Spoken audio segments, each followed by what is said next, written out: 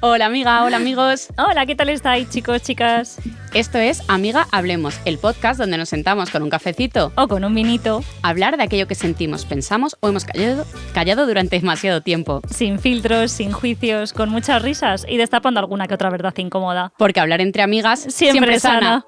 Empecemos. Bueno, hoy os traemos un tema que para nosotras es uno de nuestros temas favoritos, que es educación, pero no vamos a hablar de educación primaria, como sabéis. Ana sí que es maestra tanto de infantil como de primaria, sino hoy vamos a adentrarnos en ese mundo que es infantil, en los 3, 4 y 5 años. Yo soy Luna, soy mujer, soy amiga, soy madre y soy maestra. Y yo soy Ana, soy amiga, soy mujer, soy mamá gatuna y también soy maestra. Pues como bien ha dicho Luna, vamos a hablar de educación infantil y hoy os traemos una invitada súper especial porque es experta en educación, es maestra de infantil. Ella se llama Leques, es compañera nuestra del cole y está especializada en pedagogías activas, es maestra de máster en la Universidad de Extremadura. Bueno, todo un fichaje, vaya. Totalmente. Así que, Leque, si te quieres presentar, si nos quieres contar alguna cosita más. Pues nada, que es un placer estar aquí, que sí, que me encanta el mundo de la educación, que soy una apasionada y que le echo más horas que un reloj a esto por puro amor.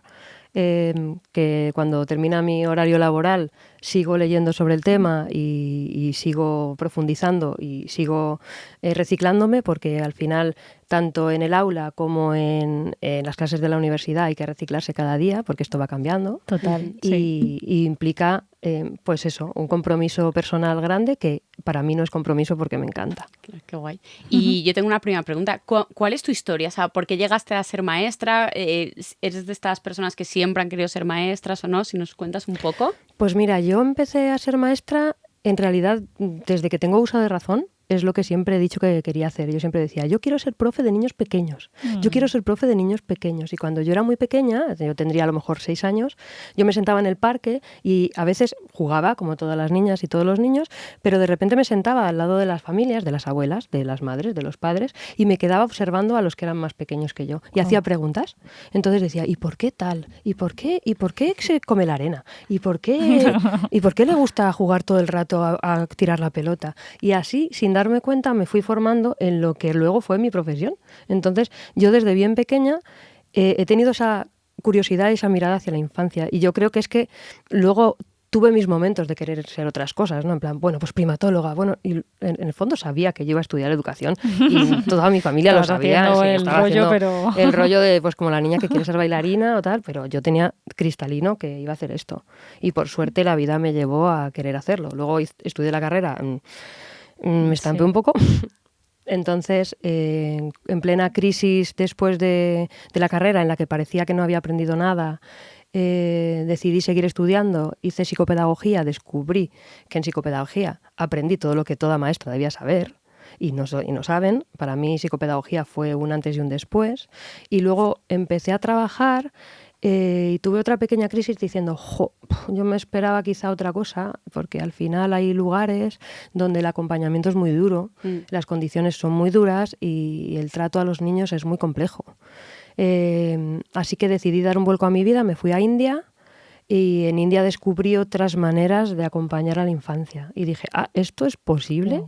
Encontré las pedagogías activas allí y al volver me puse como loca a buscar formaciones. Encontré la pedagogía Waldorf, encontré Montessori, pero en esa época solo había cursos en Canarias, con lo cual dije, me voy a Waldorf.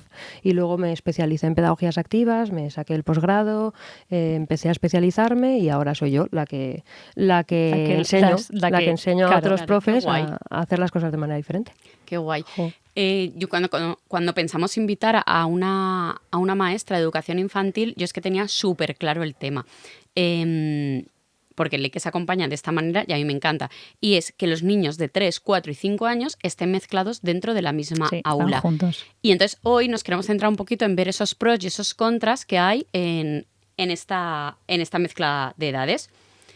Y bueno, por empezar un poquito de meternos de lleno, Leques, ¿cómo definirías tú, así como en pocas palabras, qué significa para ti trabajar en pedagogías activas, en infantil, Claro. Bueno, es que tienen esta mezcla. Claro, ¿qué significa eso de pedagogías activas? Vale, pues pedagogías quizá es un término como muy grande. Entonces, podríamos denominar que son todas esas metodologías, métodos, técnicas, propuestas, ¿vale? Llamémoslo un poco así. Podemos llamarlo pues metodologías, ¿no? Que tienen una mirada hacia un rol activo de lo que son las personas a las que acompañan, ¿vale? O sea, lo que llamamos alumnos, pero como alumnos y alumnas. Pero como a mí no me gusta mucho el término, dejémoslo pues en eso, en estudiantes, que sería realmente... Sí, ¿no? sí. Pues eso, en realidad es más alumnos que estudiantes, porque no estudian tampoco. Sí, no estudian. Entonces, no es verdad, que mi hija estuvo todo el año pasado con Leques y cuando llegó el campamento de verano decía, no trabajamos tanto, o sea, que trabajáis mucho durante el curso. Sí. Pero yo lo que siempre digo es que acompaño personas en su propio aprendizaje, ¿no? Pero bueno, digamos que para mí lo central es este rol activo que tienen que tener las personas para su propio aprendizaje, en el que si nos metemos a teorizar, se quita esta mirada magistocentrista, donde digamos el maestro tiene la verdad absoluta, yo enseño y tú aprendes, yo hablo y tú escuchas, pues ese rol digamos que se tira por tierra y se convierte en algo paidocéntrico, donde digamos que los intereses de la infancia, no tanto los niños, ahora explico por qué, los intereses de la infancia y de la maduración en la que están se ponen en el centro. Lo pongo así, los intereses de la infancia y el desarrollo madurativo de la infancia, porque la gente escucha, ¿no? Pues frases de taza de hay que poner al niño en el centro. Sí. Y se creen que de repente todo tiene que girar en torno a ese niño, a lo que él quiera, a lo que él diga, y empieza como a pervertirse, por decir una palabra un poco fea, a pervertirse lo que es el mundo de la educación. Entonces, para mí, es esto, ¿no? Es los intereses madurativos y los intereses personales de la infancia, que están en el momento en el que están. Total.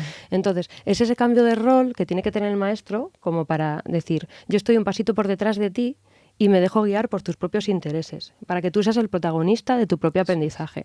¿Y qué significa esto? Que tu aprendizaje tiene que ser significativo, tiene que ser algo que a ti te importe, que te marque, porque yo te puedo estar contando y vendiéndote la moto de cualquier cosa, te va a entrar por un oído y te sale por el otro. Si no hay un aprendizaje significativo que te valga para la vida y que realmente valga para tu vida, al final esos aprendizajes se los lleva el viento. Y eso para mí es lo más significativo, que sean reales, que sean para su vida cotidiana, que puedan ser aplicables en algún momento de la vida, ¿no? Que esto luego es lo que en un futuro se valora, ¿no? En el mundo laboral, ¿no?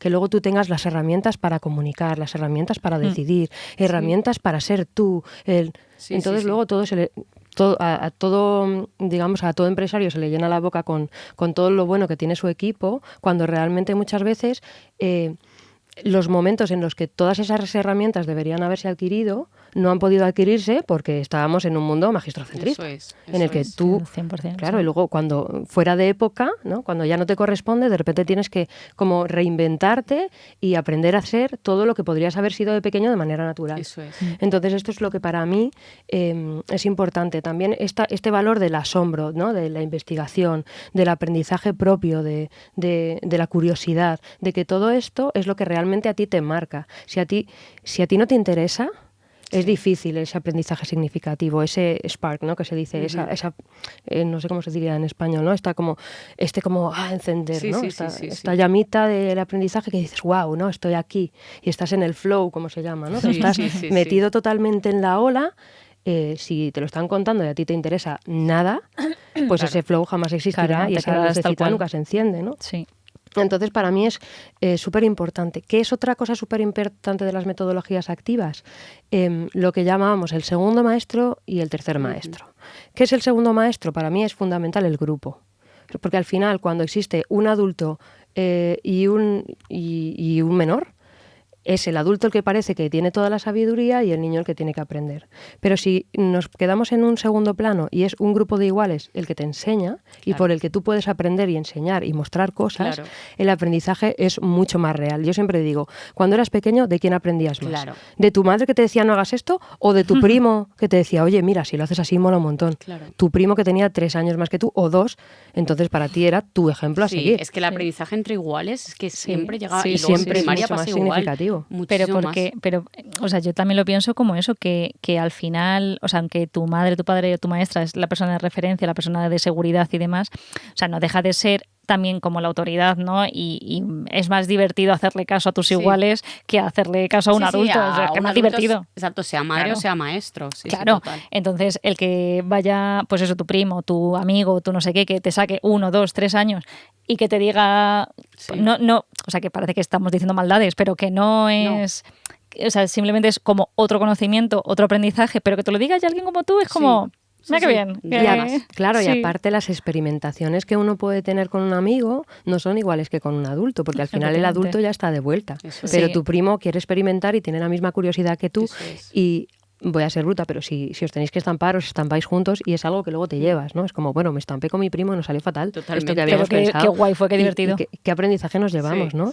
Entonces, y si estás con un adulto, tal vez no llegas a espantarte porque los adultos normalmente frenamos antes de eso. Por eso, no logramos. Lo que ha dicho que estamos de vuelta es como, es que si hacemos esto, va a pasar esto, y va a pasar esto, y va a pasar esto. Total. Estamos de vuelta. Entonces, ya no, y otra de las cosas, y ya paro, es que podía estar aquí hablando. Sí, vamos, o sea, todo tuyo.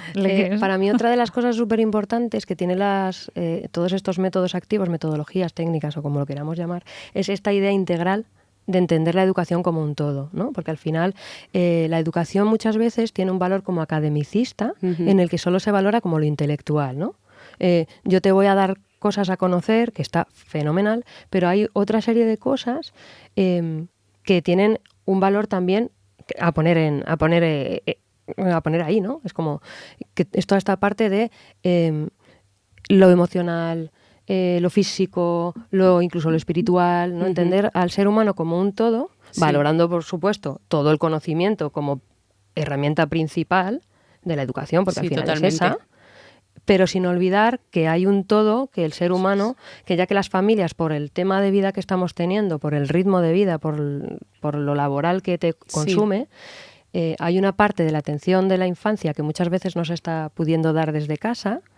Tampoco lo olvidemos. Sí, que sea de una manera más holística, completamente. Sí. Yo también lo entiendo. Y en tu experiencia o en lo que tú hayas podido observar, ¿cómo son estas aulas en las que hay mezcla de edades de 3, 4 y 5 años? Porque al final del 3 es un peque que acaba de salir de la escuela infantil, ¿no? Llega ya al cole, por decirlo así, pero el de 5 está en unos meses que se va a primaria, ¿no? Sí. ¿Cómo son las aulas? Sí. ¿Cómo son o sea, no las aulas físicamente? Claro. Sí, no, o sea, te entiendo cómo es el desarrollo, ¿no? De ese aula en el día a día. Eso un poco... es. Pues mira, otra de las cosas, como has dicho aulas, pensé que te referías a algo más físico. Para mí es eso también lo fundamental. Está este segundo maestro, que es el grupo, y luego está este tercer maestro, que para mí es fundamental, que es el espacio. El espacio. El espacio y los materiales. Si tú tienes todo adecuado para que ese mundo, o sea, el desarrollo integral de la edad de 3, 4, 5 o incluso 6 años se pueda dar, todo fluye. Porque hay materiales que al pequeño le interesan, pero al mayor ya no. Sí. Y que a lo mejor el pequeño lo coge y no lo entiende, y a lo mejor hay un mayor que se lo puede empezar a explicar. Todo este tipo de cosas, ¿no? O sea, se da desde un punto de vista de comunidad. Existe un modelo de infancia en el que el profesor no tiene la verdad absoluta, sino que el grupo, como grupo social, microgrupo, también actúa solo. Y se relaciona y se autogestiona de manera propia y así funciona. Entonces, hay una voz cantante, que es el adulto, que lleva la voz del grupo, pero sobre todo los mayores, si han estado durante 2 años en el mismo grupo, digamos que son el hilo principal del que tirar, ¿no? Son como los ayudantes principales de esa persona que está acompañando al grupo en general. Claro, mira, aquí quiero Son como los sabios. Sí, quiero comentar 2 cosas. Una es lo del ambiente preparado, que decías, es que eso es súper básico, porque tener un aula preparada, una casa preparada, un jardín o un patio escolar preparado adecuado, o sea, preparado me refiero a adecuado a las edades de los niños, o sea, no es lo mismo el patio de un cole de niños exacto de 3 a 5 que el patio del cole de 6 6 a 12, ¿no? De primaria. O sea, incluso yo diría que de 6 a 8 es diferente del 10-12 completamente, porque están en momentos vitales diferentes. Y yo a través de estudiar Montessori me di cuenta de lo importante que era el ambiente preparado y en relación a la edad. Y voy a poner un ejemplo para que todas las personas que nos estén escuchando lo entiendan. Yo, por ejemplo, cuando iba a hacer un bizcocho con Ansika cuando era más pequeña, claro, yo al principio no lo tenía, o sea, yo no he nacido sabiendo, entonces yo al principio me ponía ahí con Ansika, nos poníamos las dos del delantal y entonces es como, venga, cogemos el bol y ahora voy a por la harina, y ahora voy a por los huevos. Y entonces en ese, ahora voy a por, ella estaba perdida. Entonces, claro, yo me di cuenta de, no, tengo que tenerlo todo preparado, todo ya pesado, para que ella sea, pues podemos ir echando, Y ahora que ya tiene 4, ahora quiere participar en, yo voy cogiendo la harina, mamá, yo cojo no sé qué, vamos a tal. Y entonces yo le pongo el cuenco, y tenemos que, yo qué sé, hasta que pese 125, ¿no? Un 2 y un 5. 125 lo he hecho bien, y vamos echando y tal. Y ahora sí está ahí. Pero me acuerdo que al principio era como, sí, se tarda tanto en hacer un bizcocho, yo paso de hacerlo. Ya estoy, vamos, con la harina haciendo... Vamos. Total. Entonces, qué importante también saber exacto que eso, el tenerlo preparado. Y también conocer las etapas evolutivas de lo que cada etapa te requiere. No, por eso lo que decías, ¿no? No es lo mismo un niño de 3 que un niño de 4 y un niño de 5. Totalmente. Es que es cristalino que una de las primeras cosas que tiene que tener la persona que acompaña es esto. Y si no tiene esto, la clase se le va a ir mucho. Sí. Y dedicarle un tiempo previo también, que es que esto, lo hemos hablado en algún que otro episodio, que el maestro no llega a clase, ya está.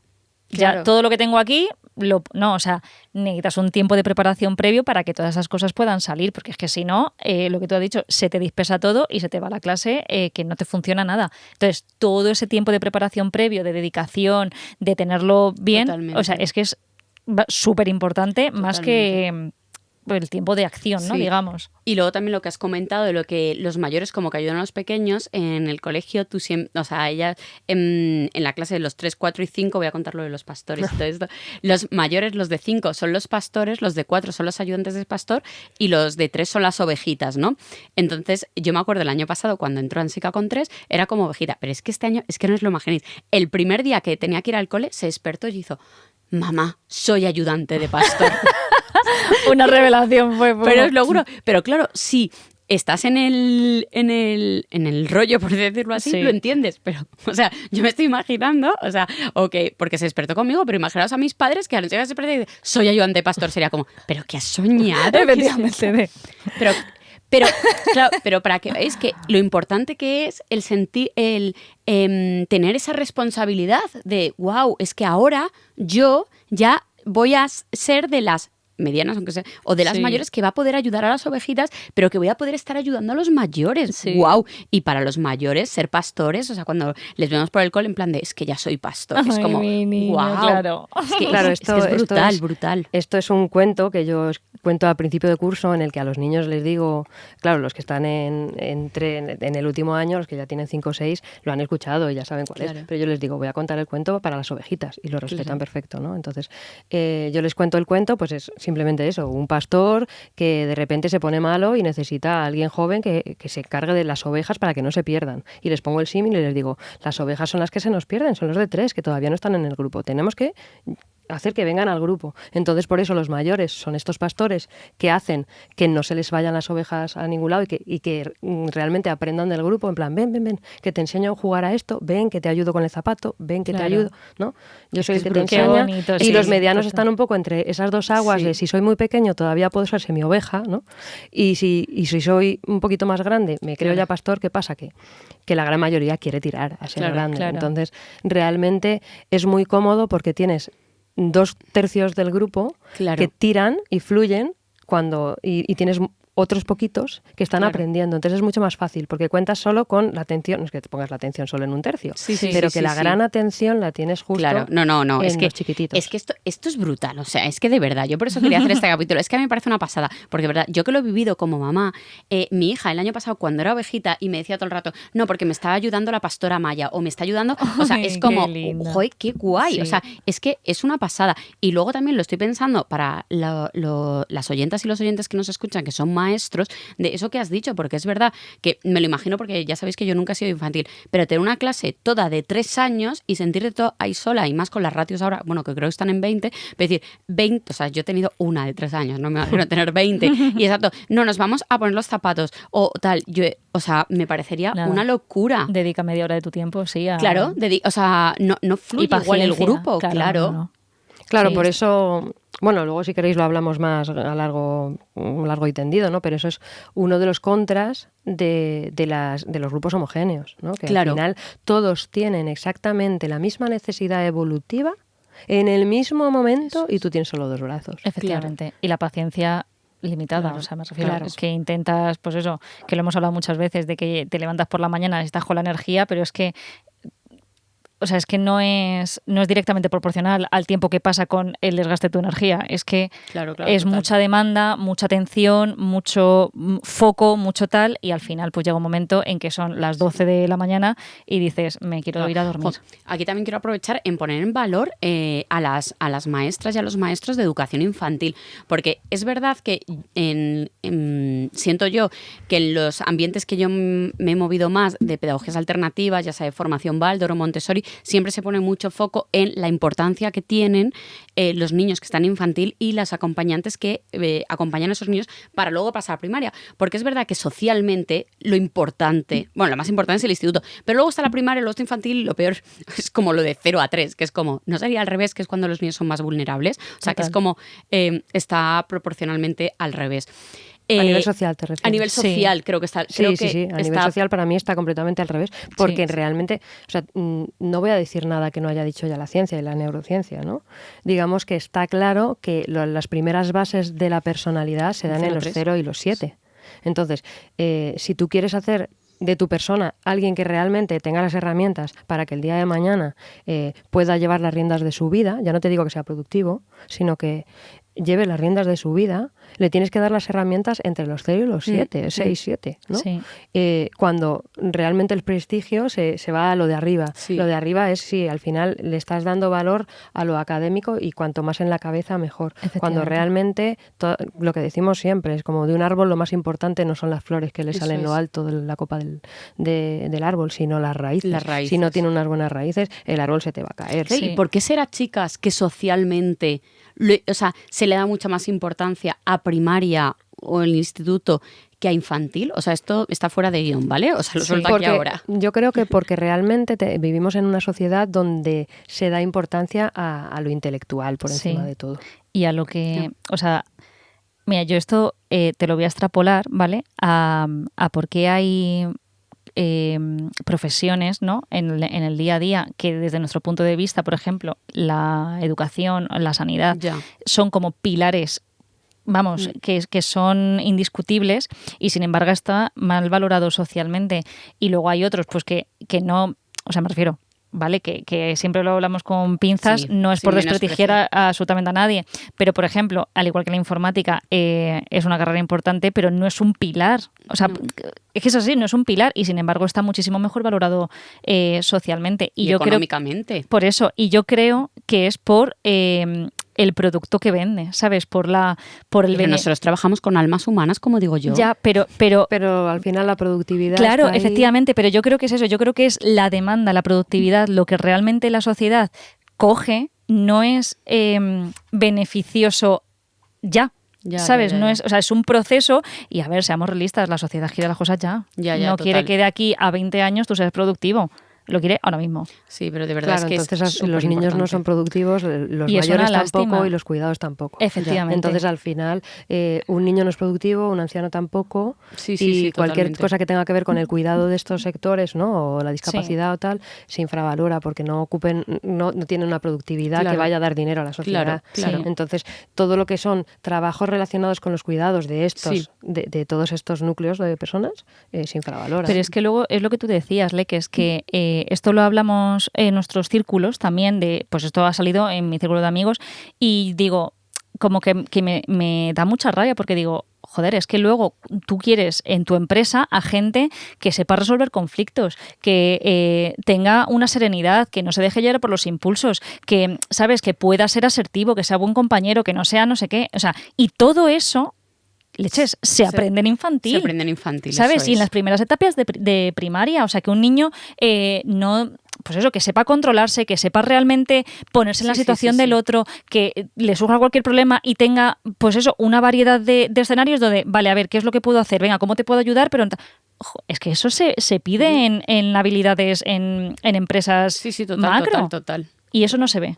No, es lo que antes ha dicho ¿Sabe? Leque, es que claro, son cosas que luego ya, si pasas de momento evolutivo, te va a costar mucho más aprenderlas. Sí. Pero y por volver a bajar un poquito a tierra, porque es verdad que en las escuelas tradicionales, en la mayoría, incluso en las escuelas tradicionales y en las escuelas públicas, no se suele ver, no sé si de hecho si existe alguna, no lo conozco, con esta mezcla de edades. Entonces yo a lo que voy, ¿es legal?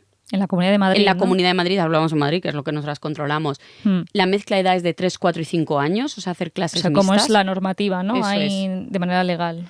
A ver, pues es verdad que siempre ha habido como un vacío legal con respecto a eso, pero es verdad que en 2021 la Comunidad de Madrid, a raíz de lo del COVID, también trajo otra serie de leyes orgánicas que ayudaron a esto. Entonces, a día de hoy se puede hacer, lo que pasa es que implica hacer las cosas bien, implica hacer las cosas de manera legal. ¿Qué significa esto? Que tú necesitas una autorización, digamos un sí, de la inspección educativa.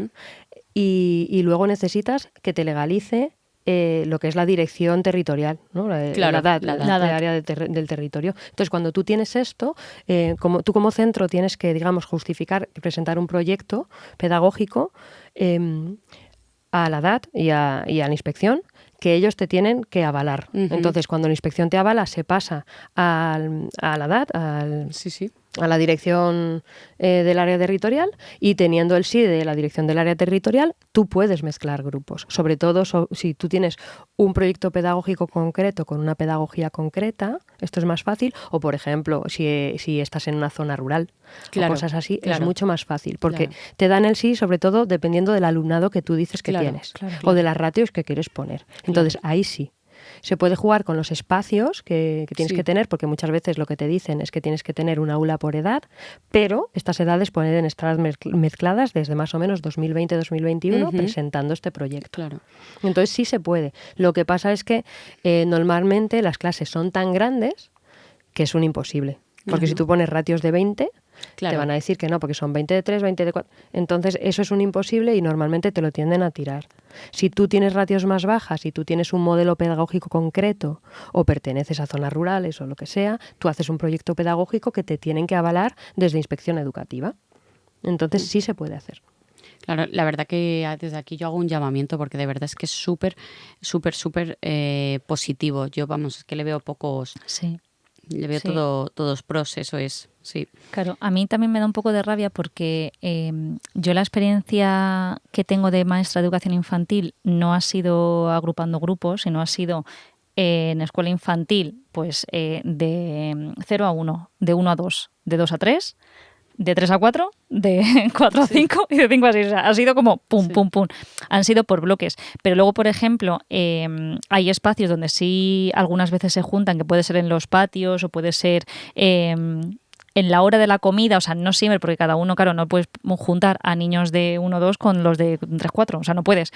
Pero sí es verdad que ahí había algunas propuestas que yo hacía con mis compañeras y veíamos lo que tú dices de esa cooperación, esa coordinación, esa ayuda, pero claro, es momentáneo, porque luego lo que tú dices, al final se te acaba juntando unas ratios desproporcionadas y es que se te desmonta. Entonces no puedes, no tienes esos recursos. Claro, el proyecto que decía Leque es que es necesario tener un proyecto así como muy estable. Sí. Efectivamente. Y bueno, hemos visto exacto que los beneficios, ¿no?, de los mayores que ayudan a los pequeños que aprendan de los mayores toda esa flexibilidad, pero vamos a meternos ahí un poco en algún contra. ¿Tú qué contra crees que pueden, no sé, personas que nos estén escuchando decir, ya, pero es que seguro que si mezcláis de 3 a 5, o sea, ¿qué contras puedes ver en este tipo de mezclas o de Para mí el espacios? principal contra es si tú quieres llevar la voz cantante del grupo.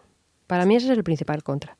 Si tú quieres ejercer de maestro y decir, venga, yo voy a hacer esta propuesta para que hagan taca, taca, taca, taca, pues a lo mejor te puede salir un poco complicado porque encontrar las actividades, sobre todo si las centras a algo intelectual, Claro. Si tú quieres una actividad intelectual que entren los niños de 3, de 4 y de 5 todos juntos, se te va a complicar.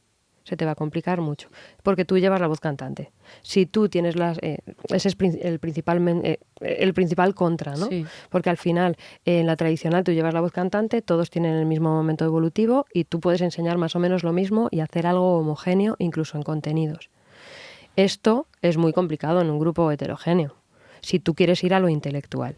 Claro. Entonces, si tú quieres ir en un grupo heterogéneo a potenciar lo intelectual, es porque el espacio está lo suficientemente preparado como para que los grupos o los niños y las niñas que no entren en esa actividad puedan hacer otras cosas y ocupar su tiempo en algo que realmente les esté alimentando. Sí, o sea, voy aquí, pero se me está ocurriendo una actividad que haces dentro de clase que es intelectual, que es lo de mandarse las cartas con el buzón. O sea, que es una pasada, porque es que, ahora ayúdame a corregirlo, es una actividad intelectual donde estás trabajando el aprendizaje de la lectoescritura. Entonces, cada niño tiene su foto con su nombre en mayúsculas y hay un buzón. Entonces, los más pequeños, yo me acuerdo, Ansika el año pasado hacía, dibujitos y los metía, pero podía copiar el nombre de aquella manera del compañero. Le quiero enviar una carta a Ana, no tengo ni idea cómo se escribe Ana, pero tengo una foto de Ana y al lado veo que pone la A, la N, la A y lo puedo copiar de aquella manera. Los más mayores ya tienen ese reto de veo la foto de Ana y voy a intentar no fijarme en el nombre y yo escribirlo. Incluso los más mayores que ya empiezan a poner cosas, ¿no? De hola, ¿qué tal? O cualquier chorrada. Entonces creo que es una actividad curricular e intelectual que tú has conseguido adaptarla para que esté preparada para 3, 4 y 5 años. Es que me parece claro, que es por brutal. ejemplo, es que es muy bonito, sí. Eso tenemos el nombre con la foto para los pequeños, pero los mayores lo cogen sin foto. Claro. Entonces, no hay foto, es como busca el nombre de Ana. Leen, claro. Entonces es como ellos buenamente puedan, y si no pueden realmente cogen la foto. Si tú no estás para entender lo que pone, puedes seguir cogiendo la foto, no hay ningún problema. Entonces cada uno a su nivel, incluso llega a lo mejor uno de 3 y sabe que Ana tiene 3 símbolos, que 2 son iguales, no sé qué aquí pone Ana, pero aquí pone Ana porque reconozco, digamos, las grafías, aunque no sé cuáles son. Claro. Y esto pasa, ¿no? A lo mejor, pues, niños chiquititos que tienen muy integradas las letras porque les encantan, pueden incluso coger el nombre sin nada. Y los mayores ya ni cogen los nombres. Claro, porque ya se lo saben. Claro. Como trabajamos de manera fonética, piden un poquito más de ayuda de este nombre, ¿cómo se escribe? Y a veces les puedo dar apoyo o busca dónde puedes encontrar ese nombre. ¡Ay, claro! Porque ya se han olvidado de que estas tarjetas con la foto existen. Claro. Entonces es como, claro, en las tarjetas, porque los mayores ya están a otra. Claro. Entonces no necesitan estas tarjetas. Es que es muy, muy, muy guay, de verdad. Es súper guay. O sea, a mí me llama la atención porque estás hablando también de que ellos se saben regular, ¿no? O sea, que en el momento en que tú eres consciente de, vale, sé que Ana tiene 3 símbolos, pero no me acuerdo qué símbolo, no sé si era este, si era tal, o sea, vale, pues no estoy seguro, puedo recurrir a este otro recurso y no pasa nada, o sea, que es que esa autonomía y esa autogestión a mí me parece, ¿no? O sea, como muy... ¿Cómo trabajas tú también esa autonomía en el aula? O sea, ¿qué se entiende como autonomía dentro de esta etapa de 3 a 6? Yo creo que aparte... Una cosa que se me ha olvidado contar, que para mí es fundamental en las pedagogías activas, donde el centro está, no es el maestro, sino que son los que están aprendiendo, ¿no? Es que nosotros como acompañantes no damos respuestas, sino que enseñamos a los niños a hacerse preguntas, ¿no? Que para mí esto es lo básico. Entonces, muchas veces, cuando te hacen una pregunta, tú se lo devuelves con otra pregunta, claro. Pues como he hecho, ¿no? ¿Cómo se escribía no sé qué? ¿Dónde puedes encontrar? ¿Dónde hacerlo? ¿No? Yo les devuelvo la pregunta, pero no les respondo muchas veces.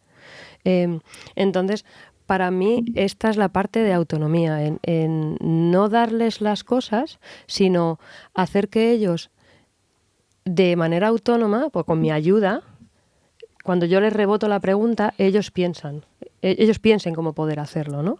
Y el hecho de combinar edades también hace que mis manos ya no sean fundamentales para todos, sino que con este cuentito de los pastores, ¿no?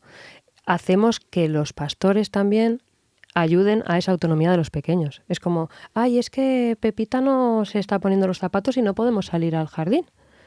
¿Vale? ¿Quién es el pastor de Pepita que puede ayudar a alguien? Claro. ¿qué podemos hacer para que alguien, yo qué sé, se dé más prisa porque tú tienes mucha prisa por salir? Claro. ¿Qué podemos hacer? Es que ¿No? ahí... Entonces, esta es la autonomía, ¿no? El hecho de que ellos tienen que vivir las cosas de manera autónoma, aprender de manera autónoma y saber qué quieren. Muchas veces cuando nos llega, perdona que te he cortado, Sí, nada. cuando tenemos algún niño que viene de otro cole más tradicionalista, los 2 primeros días se te quedan pegados y te dicen, ¿qué tengo que hacer? Mi niño, claro. Y tú les dices, lo que tú quieras. Tú ya sabes las 3 normas que hay, que solo hay 3, que es cuida de ti, cuida de los demás y cuida del entorno que hay aquí. Todo lo demás lo puedes hacer. Si alguna de las cosas que haces no está cumpliendo con estas 3 normas, no te preocupes, que tus compañeros te avisarán. Claro, efectivamente. Entonces, bueno, al final es esa autonomía de decir, ¿qué quiero hacer yo? ¿Cómo lo puedo conseguir? ¿Y qué necesito? Nosotros como maestros lo que hacemos es como poner píldoras, ¿no? De abrir puertecitas. Claro. Abrir puertecitas de decir, mira, tiramos por aquí, tiramos por allá, tiramos por el otro lado, veo tu interés, de repente digo, ay, este niño le encantan los barcos. Pues al día siguiente aparece un barco. Claro. O un Qué libro. guay. O a la de allí le encanta el mar. Pues aparece un libro sobre el mar o aparece cualquier cosa que sea un interés para que luego todo el resto de aprendizajes para estas edades se dé.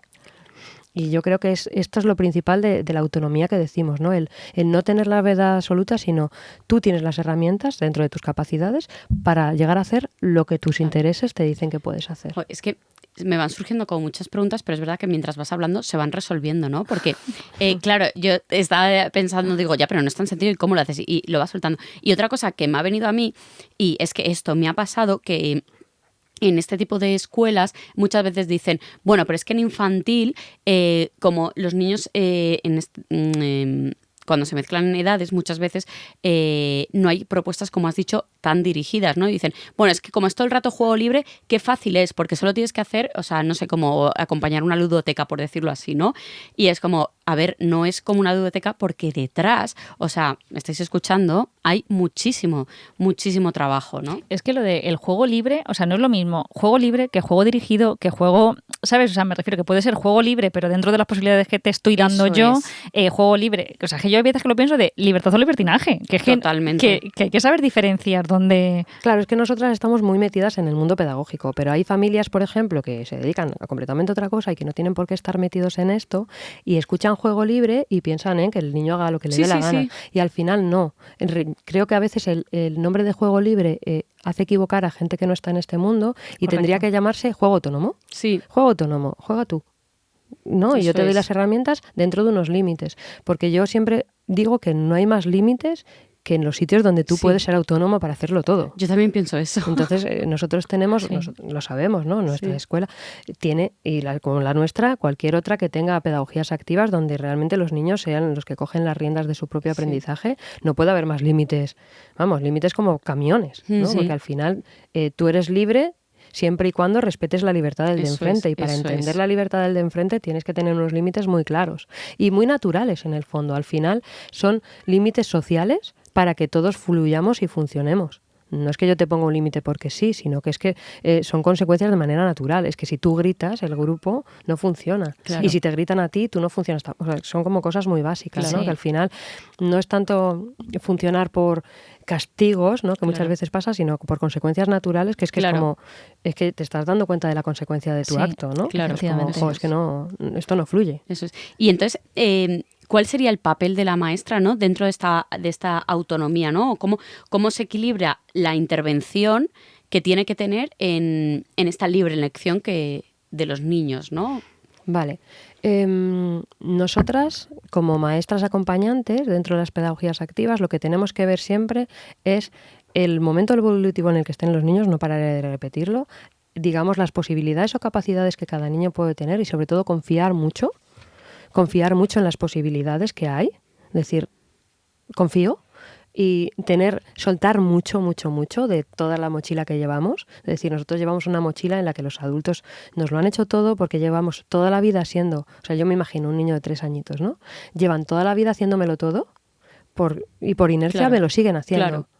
Pero al final es la propia inercia. Yo no responsabilizo a las familias. Es como desde el minuto en que naciste, te lo han estado haciendo todo y no se plantean que tú ya eres capaz de hacer muchas cosas. Tienes que tener como un doble filo de decir, eres capaz de... ¿Hasta dónde? ¿Y hasta dónde? Es lo que yo digo siempre, entiende el momento evolutivo en el que está tu hijo. Eso es. Es muy importante, tu hijo o quien estéis acompañando, ¿no? Pero claro. sobre todo para las familias, como entiende hasta dónde puede llegar tu hijo y entiende que tú llevas toda la vida haciéndoselo todo, pero, ¿no? Sin embargo, ahora Él puede. Claro. Y con 1, ¿qué puede hacer? Y con meses, ¿qué puede hacer? ¿No? Eso es. No dejar los niños al libre albedrío, decir, Eso niño, es. hay que... Sino, te voy a dar las posibilidades para que tú, dentro del momento en el que estés, puedas empezar a hacer cosas tú. Solo. Y tu curiosidad siga estando ahí, tu asombro, tu interés, ¿no? Un bebé chiquitito que solo mueve los brazos, tú le plantas un pañuelito de seda en la mano, de repente hace así, y el pañuelo de la propia inercia del movimiento del bebé se le mueve. Claro. El bebé pone cara de flipado, dice, ostras, Claro. ¿qué ha pasado? Y de repente lo tiene en la cara y se toca la cara y aprende que tiene una cara. Claro. Este tipo, de repente empieza a reptar y le puedes poner una pelota. Y de repente la pelota se mueve porque él le ha dado con la mano. Este tipo de cosas asociado al momento evolutivo en el que están es lo donde tú tienes que estar. Tienes que fijarte en cada uno de los niños, parece muy fácil. En plan, bueno, están jugando de manera autónoma, pero de manera autónoma tú tienes que estar viendo el interés, la frustración, la curiosidad, dónde está, la ventana de aprendizaje que tiene abierta ahora mismo. Pues mira, tiene la ventana de aprendizaje del orden. Pues venga, vamos a meternos ahí, ¿no? Teorizando un poco. O tiene una ventana de aprendizaje hacia la lectoescritura muy grande, no la vamos a perder. Pero ahí te tienes que fijar mucho, porque si tú dices, venga, los niños con 3 años, todos a escribir la A. Claro, y los niños están a otra. Es lo que decíamos, que es que no tiene nada que... Eso, lo que yo estaba diciendo, ¿no? Y que las familias pensarán, juego libre y ya está. Y no es así. No. Pero es verdad, adentrándonos también en esta palabra, ¿no? En el juego... lo importante que es el juego, ¿no? Y es que iba a decir en esta etapa, pero es que yo creo que no, que en todas claro, lo importante... Con la rítmica nosotras en primaria, Totalmente. o sea, anda que si es el momento favorito. Sí. Y es cuando más aprovechamos para meter chicha. Es cuando más aprovechamos, claro. exacto. En primaria que hacemos una parte que es a través del juego dar los contenidos curriculares, y en infantil, claro, que todo, o que la gran mayoría sea a través del juego, es que en todas las edades, porque todos, quiero decir, incluido adultos, cuando nos divertimos, ¿no? Cómo llega, cómo lo interiorizamos, cómo se hace significativo y cómo lo aprendemos. Sí. Entonces, qué importante es el juego. Para mí el juego es, digamos, la asignatura líder en infantil. Claro, la asignatura me encanta. La asignatura líder es como el juego, porque por medio del juego, yo siempre lo digo, hay momentos, los niños entre los 0 y los 6 años lo principal es entender quiénes son, qué es el mundo, dónde están, quién es él y dónde están los demás, ¿no? Es como entender todo esto, y para eso tienen que entender el mundo en el que están. Para eso tienen que vivenciar el mundo. Y para vivenciar el mundo lo tienen que vivenciar desde su nivel, ¿no? Entonces, todo este juego simbólico, el juego entre pares, cada uno con las edades en las que están, ¿no? Pero todo este juego del simbolismo muchas veces les hace interpretar, o sea, les hace conocer el mundo, que es lo que yo siempre digo que la tele no da, ¿no? Porque en la tele pasan cosas y hay un adulto que para el capítulo y le explica lo que está pasando, o al niño le llega la información súper rápida, nadie le da respuestas y al final es como que tragan información sin que nadie se la procese. Y los niños necesitan este proceso. Por eso muchas veces los niños llegan al juego autónomo y al juego libre haciendo lo que acaban de ver en la tele porque nadie les ha explicado lo que ha pasado. Entonces, para interiorizar lo que está sucediendo en aquello que han visto, necesitan vivirlo ellos. ¿Y por medio de qué? Del juego. Entonces, yo qué sé, han tenido un accidente de coche con su madre y su padre. Pues seguramente la semana siguiente pasarán mucho tiempo jugando a accidentes de coche. Y esto pasa, o sea, por eso muchas veces cuando dicen las maestras de infantil que tengamos mucho cuidado con lo que ven los niños en la tele, porque es que... yo tengo el caso de niños cercanos, ¿no? Por mi hija, de niños que ven películas tipo de Marvel, de superhéroes, de todo esto, que es que luego juegan a eso. O incluso dicen, no, yo solo le pongo documentales y es como un tigre devora a una cebra y le saca el corazón a mordiscos. Y es como, pues es que tal, o sea, por mucho documental que sea y que tú quieres como... Por muy natural hijo, que sea, ¿no? Claro, un natural tal vez no está en el momento ese, porque es que luego juegan a eso todo el tiempo además. Porque necesitan entenderlo. entenderlo. Y yo qué sé, pero incluso el claxon de un coche, de repente hacen así y un adulto le dice, uy, qué susto nos hemos dado, ¿verdad? Que me ha pitado el coche. Y el niño hace así, Claro. porque lo acabo de entender, claro. pero las películas, plas, Sí, sucede, sí. sucede, y por eso la atención de los niños cada vez es menor, Eso es. porque los estímulos son tan rápidos y sin respuesta, que al final la atención es como pum, pum, pum, un bombardeo de cosas Sí, en las sí. que yo no interpreto nada, yo no entiendo nada, y aún así me siguen llegando estímulos que nadie me explica. Claro. Entonces mi atención se va de bares. Por eso la importancia del juego, del estar aquí y ahora, y realmente que haya, digamos, una... como una, no me sale la palabra, ¿no? Como que el aprendizaje tiene subidas y bajadas, y realmente entrar en el flow total de estoy a tope en el juego para luego caer. Claro, y en el momento claro. en que caigo es que yo ya estoy integrando todo, Eso ¿no? es. Si no se da esto, si no les das el tiempo suficiente, que pasa muchas veces en las escuelas, ¿no? Tenemos 15 minutos Sí. de juego, ¡pam! Ostras, dales Dales 15 minutos y me estoy sobrando muchas veces, Sí. ¿no? Es como o en el patio, ¿no? Sí. En el patio, que es el momento de juego, y les estás tirando a un lugar de asfalto donde no hay absolutamente nada para experimentar más que el cuerpo del de enfrente. Mm. Entonces es Efectivamente. como, pues, ¿a qué voy a jugar? Y 20 minutos o media hora que Claro. en cuanto entran al juego se acaba el tiempo. Pero es que muchas veces, por dar respuestas a esas personas que dicen, bueno, pero es que si no se aburren, ¿no? Y es como, jope, otra vez, digo. Y lo importante que es aburrirse y frustrarse y no sé qué hacer. Sí. O sea, yo a veces tengo ansiedad también así en casa. En plan, mamá, es que no sé qué hacer.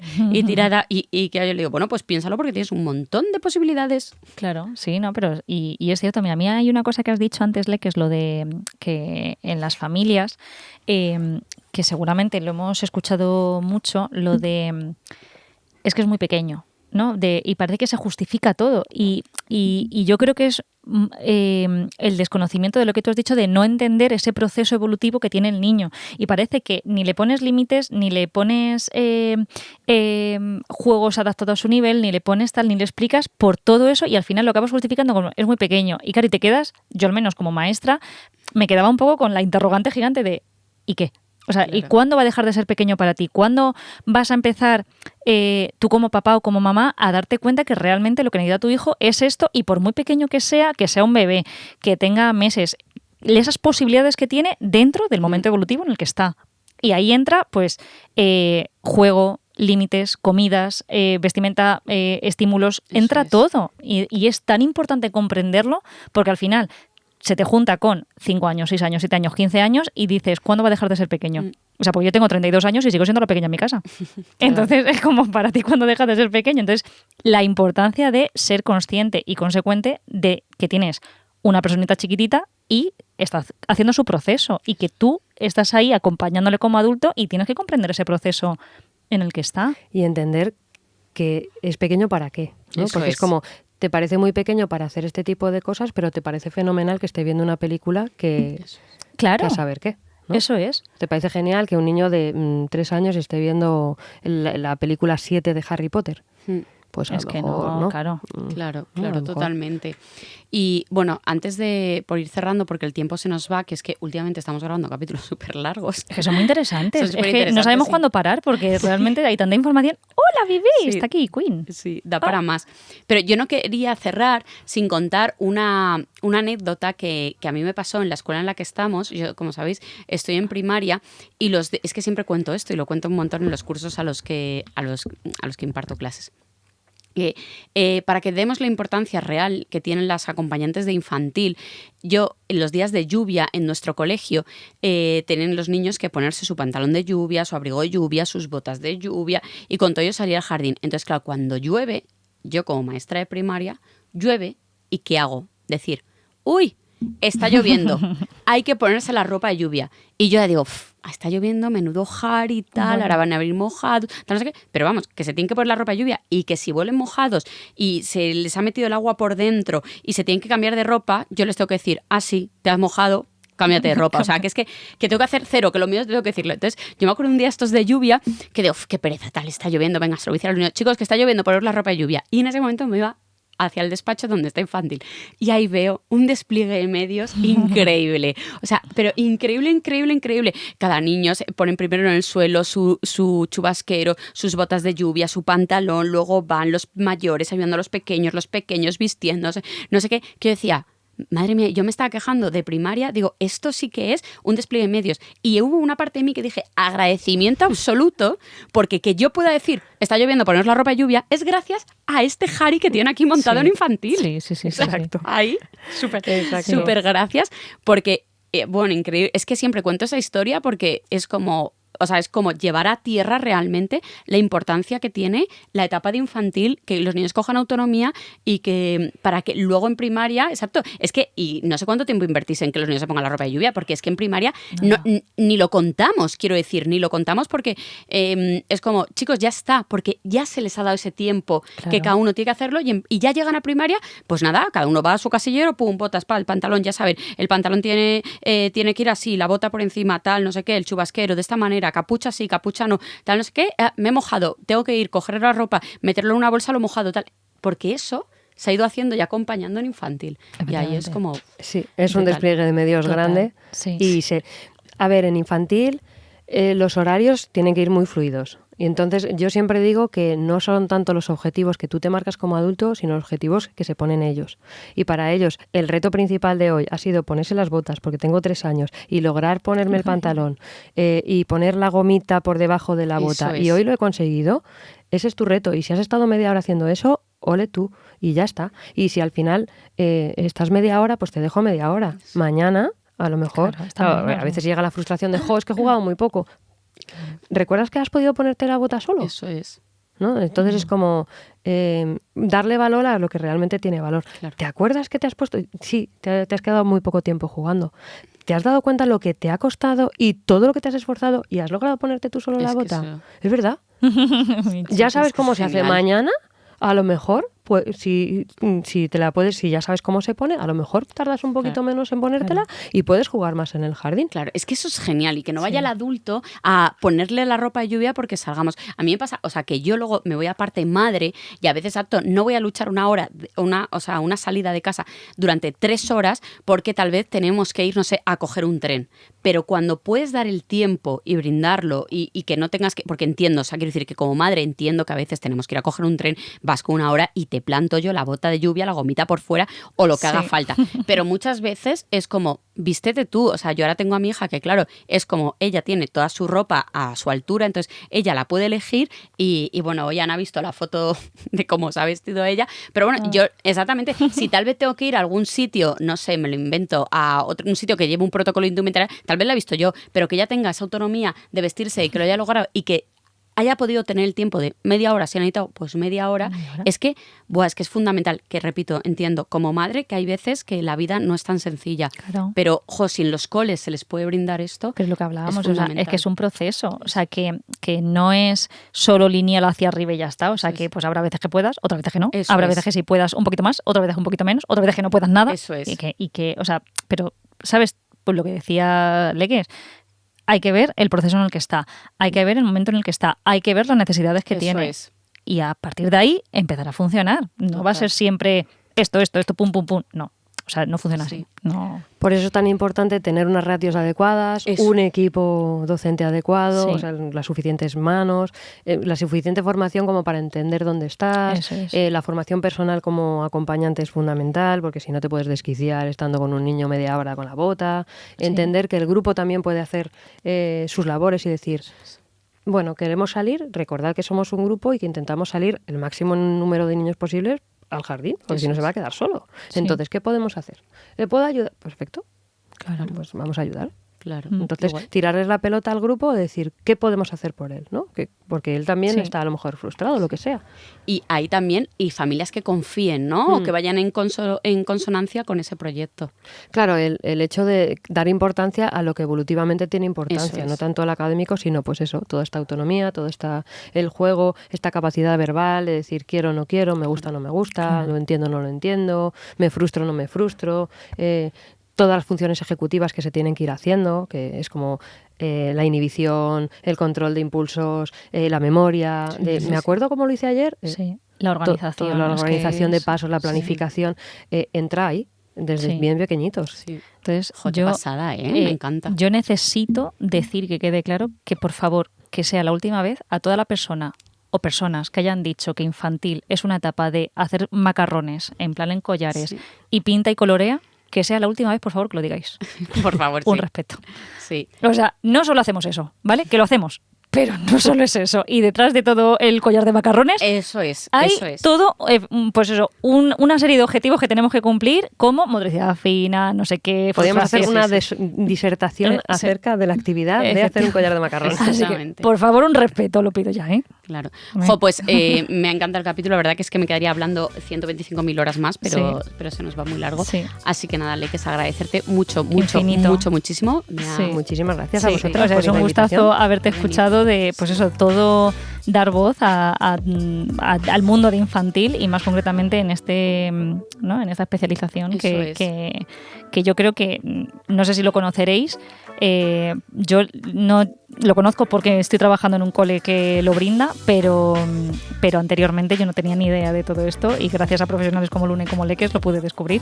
Así que entiendo que tengáis muchísimas dudas. Si tenéis alguna duda, pues nos lo dejáis escrito en comentarios y pues os responderemos las tres con mucho gusto. Eso Sí. es. Nos vemos en el siguiente. Sí, muchas gracias. Adiós. Te quiero, amiga. Te quiero. Leques, a ti también te queremos. Y ya vosotras.